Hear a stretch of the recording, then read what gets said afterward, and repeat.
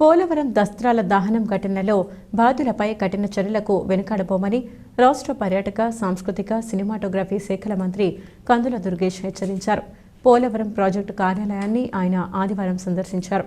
తగలబడిన దస్త్రాలను పరిశీలించడంతో పాటు నిర్లక్ష్యంగా ఉన్న సిబ్బందిపై ఆగ్రహం వ్యక్తం చేశారు. దహనమైన వాటిని రాజమహేంద్రవరం ఆర్డీఓ శివజ్యోతి జిరాక్స్ పేపర్లుగా ప్రకటించడంపై అసహనం వ్యక్తం చేశారు. గత ప్రభుత్వ హయాంలో జరిగిన అవినీతి ఆనవాళ్లను మాయం చేస్తున్నారని విమర్శించారు. బాధ్యులైన సిబ్బందిని రక్షించవద్దని జేసీ చిన్నరాయుడికి సూచించారు.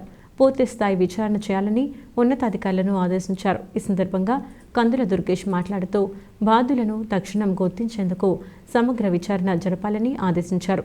ఈ వ్యవహారం వెనుక ఎంతటి పెద్దవారున్నా వదిలేది లేదని హెచ్చరించారు. పోలవరం ఎడమ కాలువకు సంబంధించిన దస్త్రాల నిర్వహణ పట్ల అధికారులు, సిబ్బంది ఇంత నిర్లక్ష్యంగా వ్యవహరించడం పట్ల ఆగ్రహం వ్యక్తం చేశారు.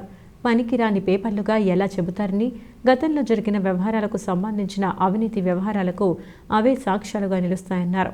రాష్ట్ర వ్యాప్తంగా మదనపల్లె తరహాలోనే దస్త్రాల దహనం ఘటనలు జరుగుతున్నాయని అధికారులు అనుక్షణం అప్రమత్తంగా వ్యవహరించాలని ఆదేశించారు. విధుల నిర్వహణలో నిర్లక్ష్యంగా వ్యవహరించడం క్షమించరాని నేరమని మండిపడ్డారు. ఈ దస్త్రాలు దేనికి సంబంధించినవైనా వెంటనే వారిని పరిరక్షించేందుకు అవసరమైన చర్యలు తీసుకోవాలన్నారు. ఆయన వెంట incharge RDO Shivajyothi, deputy collector Vedapalli, SP D Narasimhakishore తదితరులు పాల్గొన్నారు. నిన్న ధవళేశ్వరం పోలవరం సర్కిల్కి సంబంధించినటువంటి లెఫ్ట్ మెయిన్ కెనాల్కి సంబంధించిన రికార్డుల్లో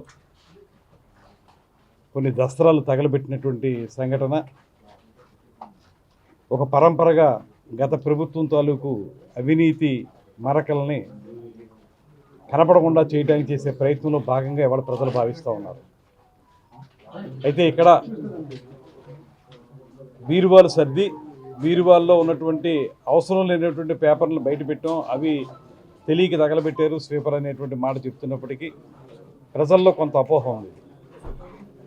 ప్రజల్లో ఉన్నటువంటి ఆలోచన ఏంటంటే గత ప్రభుత్వం పోలవరం ప్రాజెక్టులో భారీ ఎత్తున అవినీతి చేసిందనేటువంటి మాట అందరికీ సుస్పష్టమైన విషయం. అందులో భాగంగా ఇవాళ ఎడమ కాలువకు సంబంధించినటువంటి ఈ ఫైల్స్, దానికి సంబంధించిన పేపర్లు ఏవైనా కానివ్వండి, అవి పాతవా కొత్తవా లేకపోతే అవసరమా లేదా అనేటువంటి విషయం వేరు. సహజంగా ఎప్పుడైనా సరే ఏ ప్రాజెక్టుకు సంబంధించిన పేపర్లు అయినా సరే అవి పాతబడిపోతే బాక్సుల్లో పెట్టి భద్రపరచడం అనేది మనం చూసాం. అంతేగాని ఇదేదో రోడ్డు మీద చెత్త ఊడ్చి చెత్తని తగలబెట్టినట్లుగా ఈ పేపర్లు తీసుకెళ్ళి తగలబెట్టేటువంటి విధానం మాత్రం నేను గతంలో ఎప్పుడు చూడలే. అలా తగలబెట్టిన వాళ్ళు కానీ, తగలబెట్టడానికి ప్రోత్సహించిన వాళ్ళు కానీ మీరెవరో కూడా శిక్షని తప్పించుకోలేరు. దీని మీద జేసీ గారు కూడా చెప్తున్నారు. ఆయన కూడా కొత్తగా వచ్చారు. వారు కూడా దీని మీద క్షుణ్ణంగా పరిశీలించి కల్ప్రిట్స్ ఎవరైతే ఉన్నారో వాళ్ళని బయటికి లాగి వాళ్ళ మీద యాక్షన్ తీసుకుంటేనే భవిష్యత్తులో ఇలాంటివి జరగకుండా ఉంటాయి. కనుక నేను స్పష్టంగా చెప్తా ఉన్నాను, మనకి ప్రజలకి మనం ఒక స్పష్టమైనటువంటి పరిపాలన అందిస్తామని చెప్పినప్పుడు దానికి తగ్గట్టుగానే మనం ఏ పని చేసినా ఉండాలి. ఇవాళ జరిగినటువంటిది ఈ ప్రాంతంలో మొట్టమొదటిసారిగా జరిగింది ఈ కాగితాలు తగలబెట్టడం అనేది. దీన్ని మాత్రం ఉపేక్షించం అనేటువంటి మాట చెప్తున్నాను. మీ అందరికీ తెలుసు, నిన్న మధ్యాహ్నం మనకి ఇమీడియట్గా ఒక్కసారి కూడా న్యూస్ స్ప్రెడ్ అయింది అన్ని దగ్గరలో.